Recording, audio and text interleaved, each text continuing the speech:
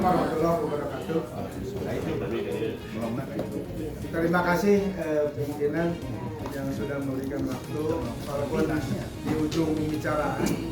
Ini saya tertarik dengan apa yang sudah disampaikan tadi oleh seluruh audien yang ada di sini, oleh Bapak Dewan Pendidikan, Bapak Dewan DPR, dan yang lainnya. Ini terkait intinya yang saya garis bawahi.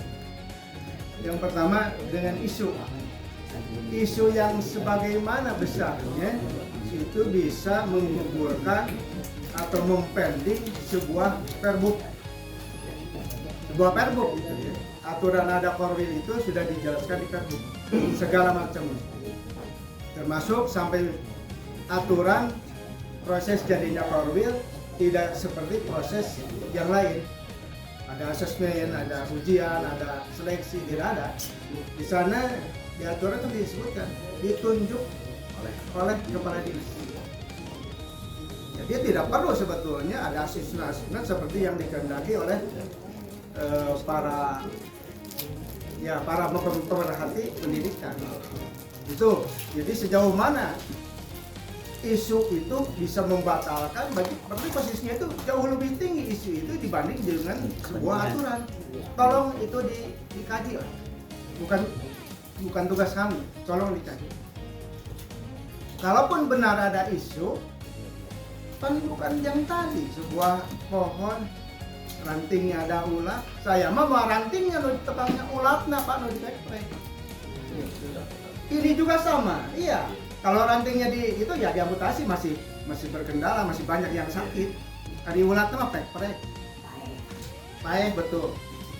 Nah, ini terkait dengan isu yang seperti tadi benar atau tidak. Sampai kajiannya bisa membatalkan, memending lah, menunda. Dan menunda alasannya tidak jelas. Kami juga tidak tahu waktu itu. Apa ini sampai begini sudah siap semua. Bahkan yang dari selatan ini yang masuk di pers itu, dia kecewa bukan masalah uang, tidak ada yang berbicara uang. Dia itu kecewa karena tuturubun subuh-subuh bawa keluarga sanak saudara sudah tahu masyarakat, tiba-tiba pulang dengan tangan kosong. Dia kecewa. Itu uang operasional juga. Ya. Itu juga tidak disebut di pers, tidak ada. Operasional dia berangkat ke sini bawa keluarga tidak disebut. Apalagi uang yang sebutnya yang tadi diisukan seperti itu. Dia kekecewaan seperti itu. Wajar karena dia baru akan diangkat. Yang baru. Kalau yang lama mah udah biasa, jangankan uang pengorbanan segitu, lebih dari itu juga demi dunia pendidikan. Ya, seperti itu. Yang berikutnya yang tadi itu kan isu, berarti ada oknum. Kalaupun ada ditelusuri benar, oknumnya. Kalau oknumnya pelanggaran hukum, ada proses hukum, silakan. Nah, sementara yang diisukan itu kan datangnya luka benar itu nama. Yang jelas, yang bukan yang dari 42. Yang akan dikasih SK bukan. Nah, tolong itu. Jangan sampai pembina kita atau pimpinan kita mendengar desas-desus lalu dianggap benar. Termasuk yang Pak Yudata disampaikan ini guru sampai ke prinsipnya sampai ke dewan mungkin bicara tentang korwil. Guru ngapain sampai berbicara dengan korwil? Berpolitik sampai mana dia? Dia anggota itu. Yang disebut secara prinsip bawahan lah. Sampai tahu sampai mengendalikan tentang ketidaksetujuan korwil. Padahal korwil di lapangan sangat membantu. Bahkan dia sendiri mungkin bagian dari guru yang tidak benar itu gurunya.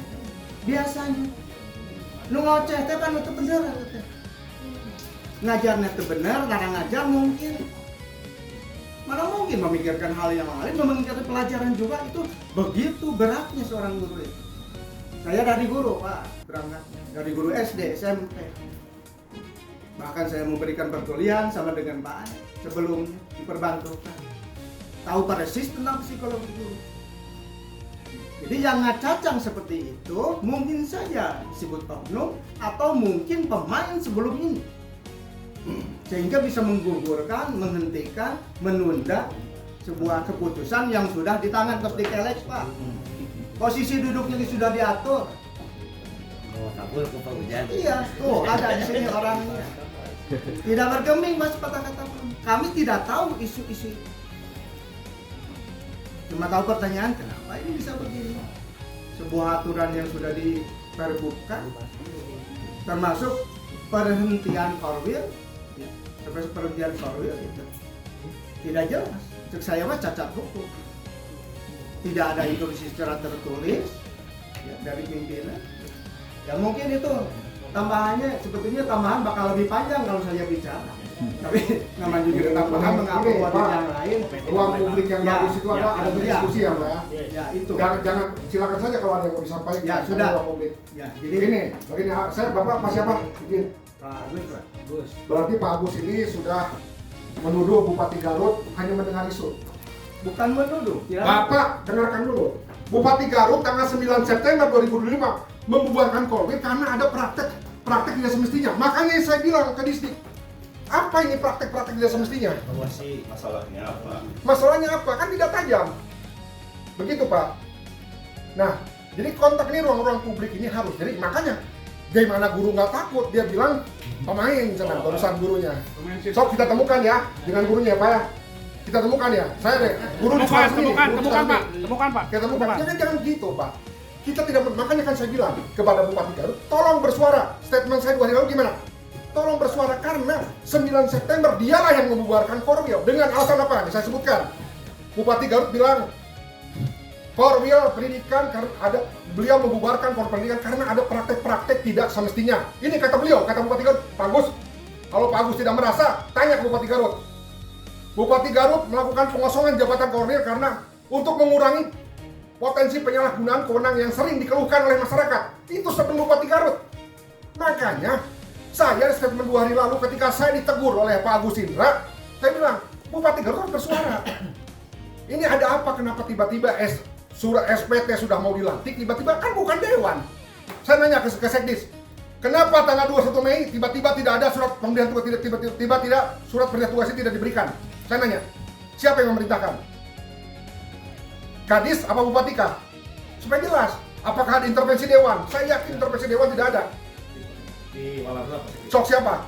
Kenapa tanggal 21? Agar nih Pak Agus juga nih memberikan insinuasi. Pak Agus ini harusnya Pak Agus tuh memahami konteks hari ini ada kritikan dari Pak Agus Indra Arisandi, apa kerja dewan. Makanya kita memanggil karena yang kita tahu Bupati tanggal 9 September sudah mengosongkan jabatan. Kita pikir sudah selesai melakukan evaluasi, melakukan apapun sehingga terbitlah tanggal 20 Mei itu, SK-nya kan 20 Mei, 21 akan diberikan.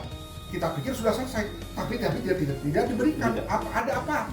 Yang diserahkan dewan, mana tuh gawe dewan teh, DPRD Garut teh. Kalau Pak Agus, kalau tolong lihat Instagram saya, TikTok saya, tiap hari saya. Jadi makanya begini Pak. Ini siapa? Ini kita perlu jangan ada terang benderang. Siapa yang menyebabkan SPT, penundaan SPT ini? Tolong jelaskan. Ya, Pak Subis.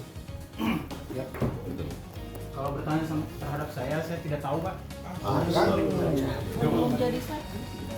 Kan itu kan, jelas kan. Berarti sini gini, Sekdis orang kedua. Berarti ini hanya antara Kadis dengan Pak Bupati. Simple Pak. Simple. Ini Pak Perbuk 42 tahun 2012 tentang pembentukan Korwil. Itu kan produk hukum kepala daerah. Ketika kepala dinas membuat SPT, naskah dinas yang seharusnya Sekdis itu dilibatkan dalam tanda kutip. Ini harusnya sudah selesai kan. Nah, mungkin karena ada isu, makanya kalau kemudian tadi serangan, jangan karena ada isu berarti Pak Agus menyerang Bupati dan menyerang Kepala Dinas Pendidikan, simpel. Karena Sekdis tidak apa-apa, Kabit tidak tahu apa-apa. Saya udah nelpon 2 kabit. Ngeri. Kabit dan Ibu Kabit. Ini saya kedatangan wartawan. Pak Asep media hukum mana Pak Asep? Siapa? Datang malam-malam ke posko saya. Nanya langsung, enggak Kabit kenapa? Pak Sekdis, habis nelpon Pak Sekdis tidak katakan. Nelpon lah Bu Kabit. Bu, Mepeg. Pak Yuda, ini supaya terang beneran. Saya tidak tahu proses bagaimana naskah dinas SPT 42 orang. Padahal Kabit SD mungkin dari beberapa bulan lalu, Pak Sekdi dari beberapa bulan menjabat Sekretaris Pendidikan. Terus Bu Kabit ini nanti kesumpingan Bu Pak Asep tim media bidik, kenapa bisa ditunda? Pak Yuda bisa ditunda pun saya tidak tahu. Ngeri. Clear kan? Berarti Ngeri. ini hanya satu, hanya habis entah apakah Bupati Tahun. tolong. Jadi makanya statement saya jelas di kabar Priangan, silakan Google. Statement saya mohon kepada Bupati untuk bersuara. Di situ secara komprehensif statement saya. Apakah sudah ada evaluasi dalam rentang 8 bulan? Nah, di sini kan ketika ada tiga evaluasi kan tidak tahu. Apakah Dewan Pendidikan kajiannya didengarkan? Apakah Dewan... Nah, inilah keputusan publik itu tetap membutuhkan. Walaupun tadi kata Pak Agus, ini cukup formalitas saja. Cukup. Nah, buktinya kenapa Bupati membubarkan Korwil? Karena ke Bupati menganggap ada praktek-praktek yang tidak semestinya. Apakah Bupati pembisiknya pemain? Jangan menghakimi orang.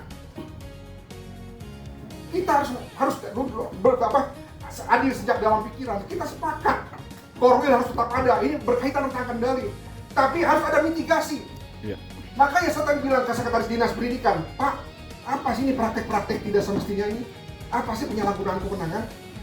Karena kalau kita bongkar komisi 4 ya, kita main-main aja. Kepala sekolah itu tidak pernah mengeluhkan Korwil. Kalau konteks bongkar ya, kita kan bongkar. Kalau bongkar kita ke sekolah-sekolah tidak pernah mengeluhkan. Jadi ini apa? Makanya statement saya jelas 2 hari lalu dimuat oleh berbagai media massa. Karena datang ke sini, Bupati harus bersuara. Apakah sudah ada perbaikan? Konteks praktek-praktek tidak seperti sudah ada perbaikan belum? Dari 8 bulan lalu sampai sekarang. Karena ternyata kan naskah dinas SPT ini pun Pak Sekdi tidak tahu.